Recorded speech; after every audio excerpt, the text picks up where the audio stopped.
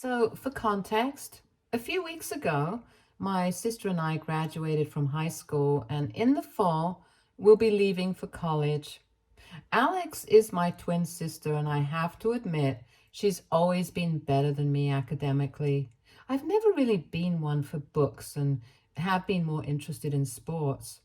I bagged a football scholarship recently, and I think it's a pretty big deal.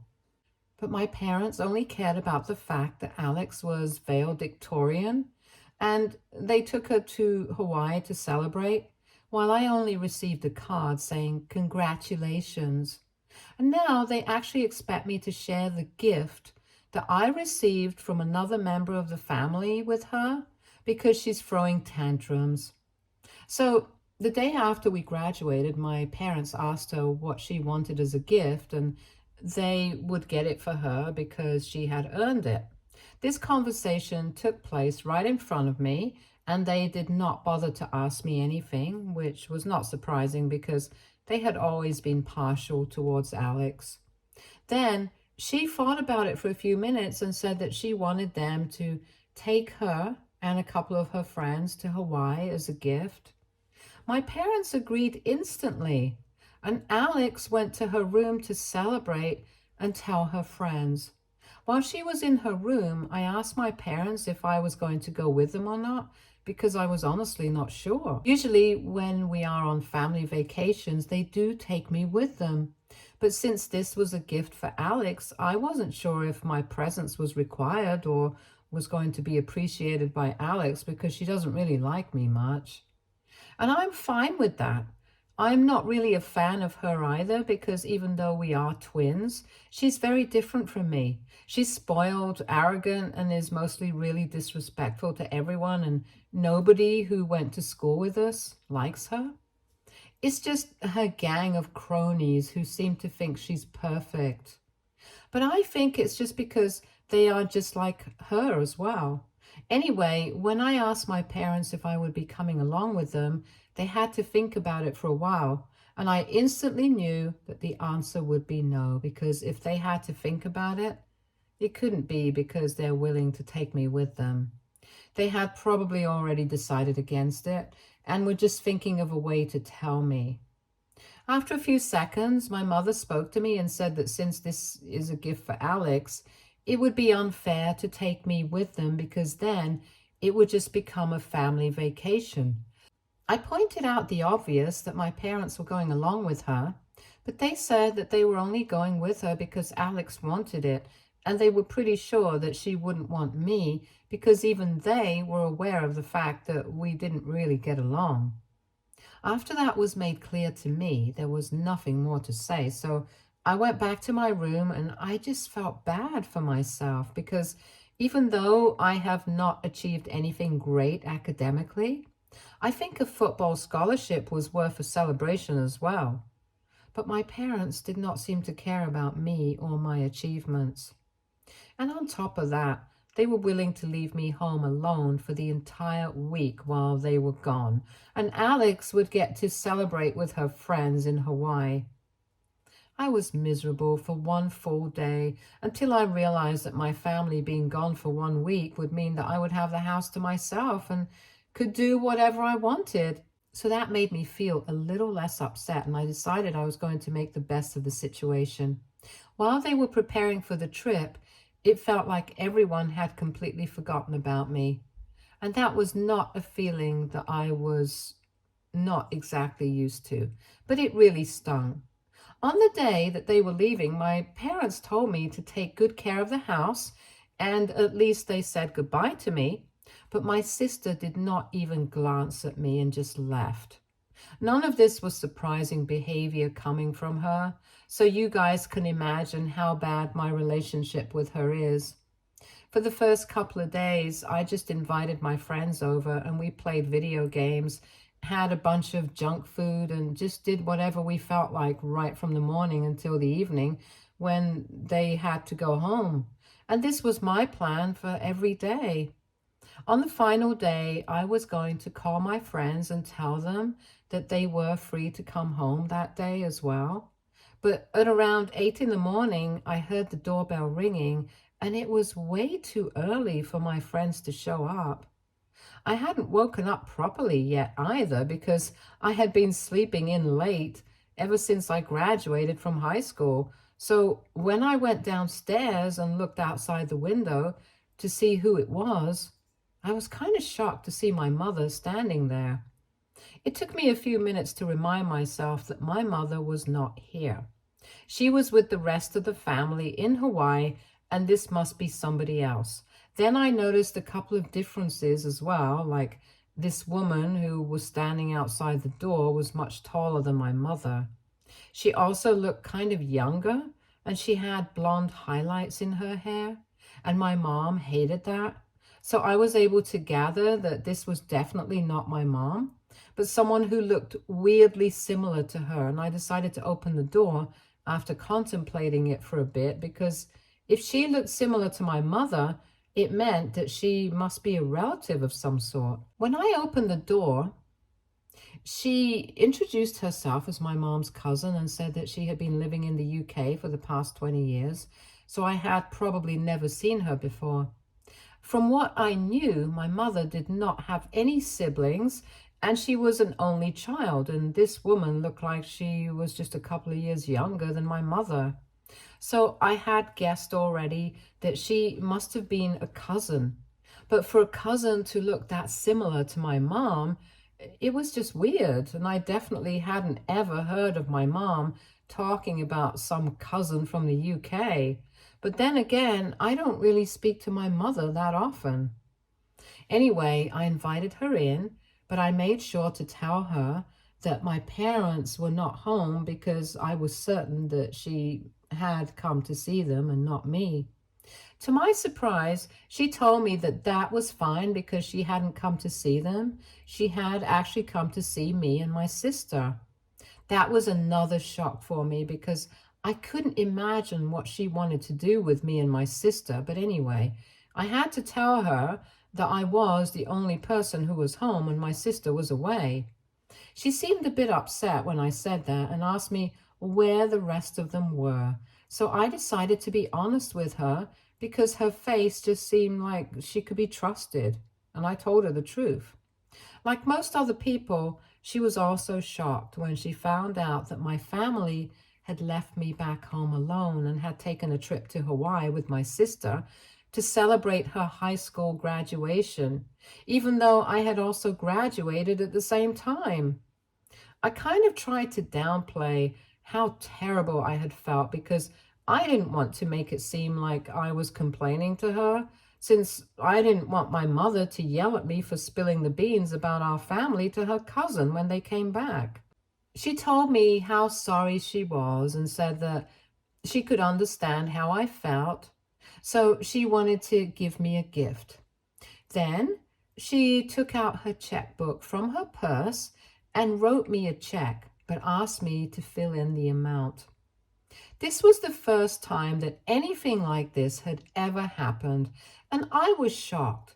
So I told her that I couldn't let her do that because I just couldn't accept money from her. We went back and forth on that for a couple of minutes, and then she just said that she was going to fill in the amount that she wanted to give me and wrote me a check for $50,000. I insisted that I couldn't accept that from her because it was a huge amount, something that I couldn't even imagine. But she told me that she just wasn't going to hear it, and I had to accept it. She said that it was the least she could do for me, and honestly, I still don't know what it means, but in the end, she forced me to accept the check. Then we spoke a bit about my family and how everyone else was doing, but I could tell that her mind was elsewhere, and she was definitely not listening to me. After about half an hour, she told me that she had to leave and said that she hoped to meet me soon enough again. Once she had left, I realized that it had been a very weird meeting, and her behavior had been extremely off-putting. I also couldn't shake off the feeling that she had been lying about being my mom's cousin, because cousins definitely do not look that similar to each other. Or maybe they do sometimes, but I just got this feeling, and I still do, that my mom has a sister that none of us know about, and that's why she had to lie to me about being my mom's cousin. I know it's crazy, and I don't want to sound like a conspiracy theorist, but that woman was the spitting image of my mother, and I could just feel it. But now, coming to the part where I kind of messed up, it was really careless of me, but I was so put off by that meeting with the woman that I forgot about the check. I left it there on the coffee table under a bunch of letters that had arrived for my parents during that week. Then my friends came over and we had a bit of a party with a couple of other people as well, so I completely forgot about that check. The next morning, my family came back from Hawaii, and everyone was in a celebratory mood, apart from me, obviously. A couple of minutes after they had come back home, my parents started going through their mail, and at the very bottom of it, they found that check. I am incredibly lucky that I was standing right there and I was able to snatch it out of my father's hands as soon as he saw it. But it was a tad bit too late because he had realized that it had been a check addressed to me and started asking a bunch of questions about it, which I don't really blame him for, because if someone writes your son a check for $50,000, you definitely do want to ask questions about it. After they had found out about the check, I knew that there was no point in hiding anything, and I told them about the woman who had visited, the conversation that we had, and that she had written me that check because she wanted to, and I was going to deposit the check soon enough. One very interesting thing that happened while I was telling everyone about the visitor, I could see that my parents started looking very nervous, and I'm not even kidding when I say that the color literally drained out of their faces. It was very obvious because they had come back from Hawaii all tanned, and all of a sudden they started to look pale and sweaty.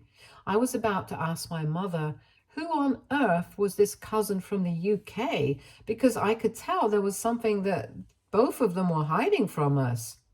But before I could do that, thanks to my bratty sister, the conversation was completely derailed. She cannot live without making everything about her.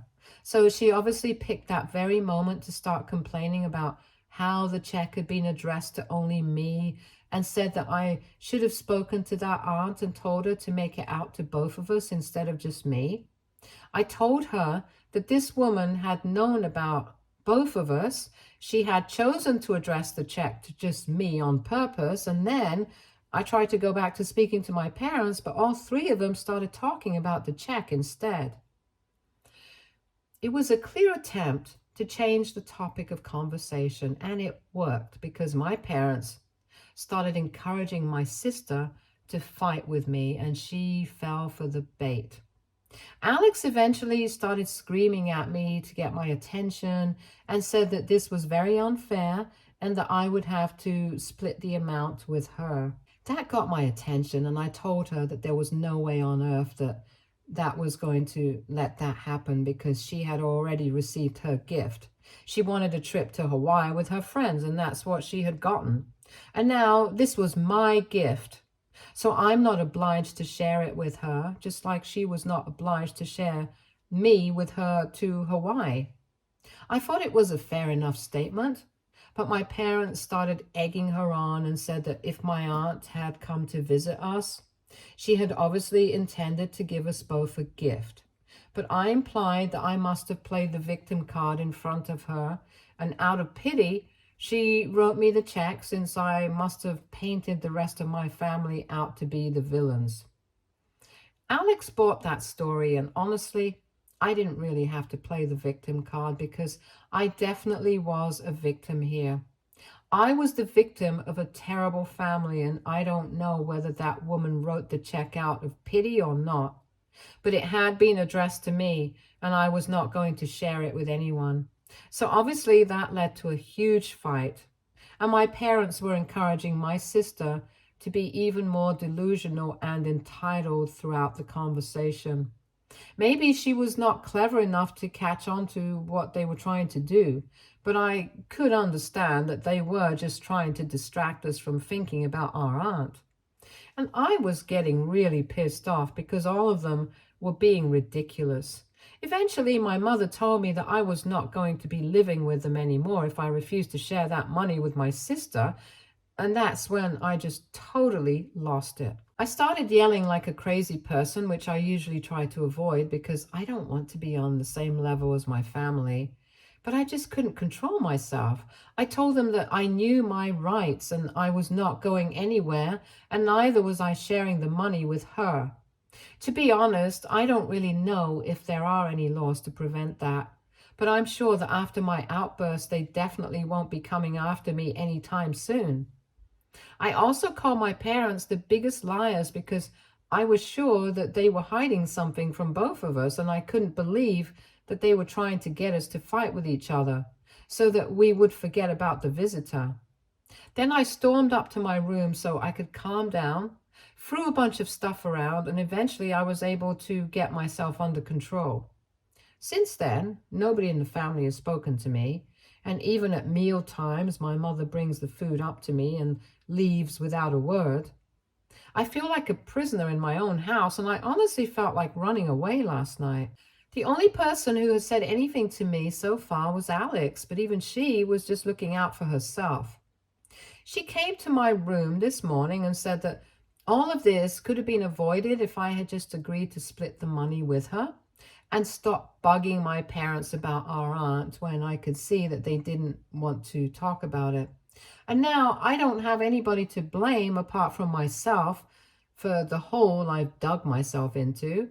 After having said that, she left, and I thought that she was the most selfish person ever. But then I started thinking about a lot of things. And maybe I have been acting just like her. $50,000 is a huge amount. Splitting it with her was not going to harm me or whatever. But I just wanted it all to myself. And I also feel like I might have read too much into the situation with my aunt. But at the same time, their reaction was too suspicious not to take note of. And I feel like I'm losing my mind right now.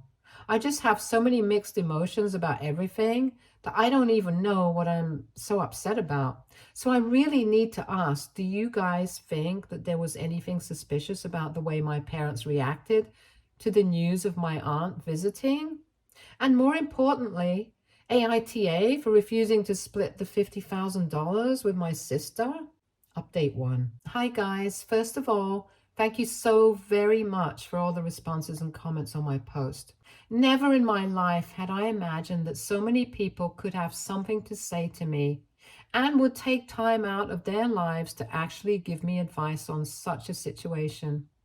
It also feels very comforting to know that there are more people like me out there, so thanks for that. I guess I was a bit all over the place in my original post, but I would honestly blame that on the kind of situation that I'm in. But anyway, I'm going to try and keep it short and sweet this time. So first things first, I have decided to move out of my parents' house. I thought about it long and hard. They want this, and I definitely want it. I never left home because I thought it would be taking things too far, but this time it's my parents who have taken it too far. I have never gotten along with them, nor have I ever gotten along with my sister. I just don't see the point in staying with them anymore. So I have decided that I'm going to live with a friend of mine until college starts. His parents very kindly agreed to let me live with them for free, even though I offered to pay rent to them. The bottom line is I'm getting out of here, and obviously I'm keeping all the money. All things said and done, the check has been made out to me and just me. I'm not obliged to share that kind of money with anyone, least of all my sister. If they hadn't left me at home by myself while they went off on vacation, I probably wouldn't even have met my aunt, and neither would I have received that kind of money. So in a way, they are responsible for this. She has never treated me with kindness or respect, so it's very stupid of her to expect me to share the money with her now. And I'm sure that my parents will always take care of her. Can't say the same thing for myself, though, so I definitely need the money more than she does. I don't even know why I was considering splitting it with her or having second thoughts about whether I was doing the right thing. I guess I was just too emotional. But I have thought about it, and I don't need to feel sorry for what I'm doing. They never have, and it's fair enough for me to act just like them. It has been 3 days since my post, and I've been packing everything up. Tomorrow, around the afternoon, my friend's dad will be here with his pickup truck, and I will be gone.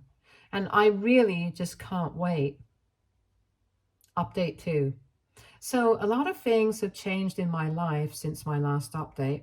It's crazy to think that it was only 4 days back.